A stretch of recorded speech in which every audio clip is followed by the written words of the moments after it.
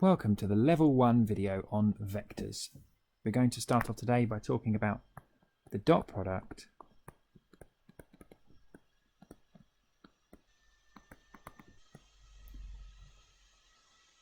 and let's start off by recalling some statements about the dot product. So the dot product gives us a scalar. Okay, so some people are confused about what the dot product gives us, what the cross product gives us, but the dot product gives us a scalar. And the next thing we need to know is that a dot b is equal to the modulus of a, okay, or the size of a, times the modulus of b times cos of theta, where theta is the angle between the vectors a and b. And as a direct consequence of this, if a dot b is 0, this implies that a and b are actually orthogonal. Okay, so if we have the angle between a and b is pi over 2, then cos of pi over 2 is 0, so a dot b is of course 0 with it. So let's do a quick example.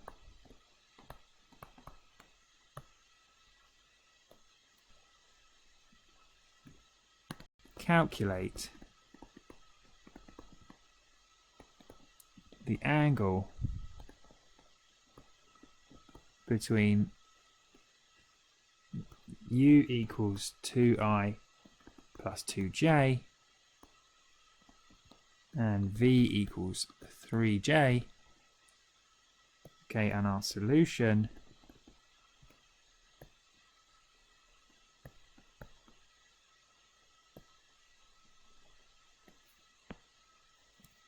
is that u dot v equals the modulus of u times the modulus of v times cos of theta. U dot v gives us 2 times 0 plus 2 times 3 plus 0 times 0. So these are all the components multiplied together and then added up. And this is equal to root of 8, which is the modulus of u, times 3, which is the modulus of v, times by cos of theta, and theta is the angle we're trying to calculate here. So theta is arc cos of root 2 over 2,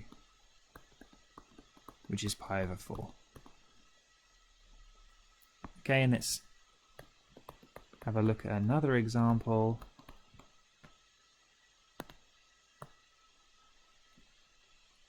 Prove the following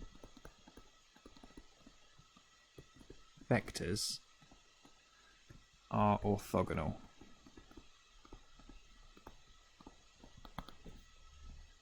And the vectors are u equals I plus j plus 2k and v equals I plus j minus k. Okay, so referring to our consequence of this formula, a dot b equals 0, shows that a and b are orthogonal. We need to show that u dot v is actually 0.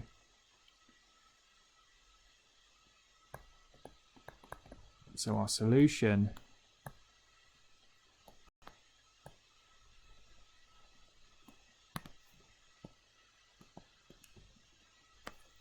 we want to show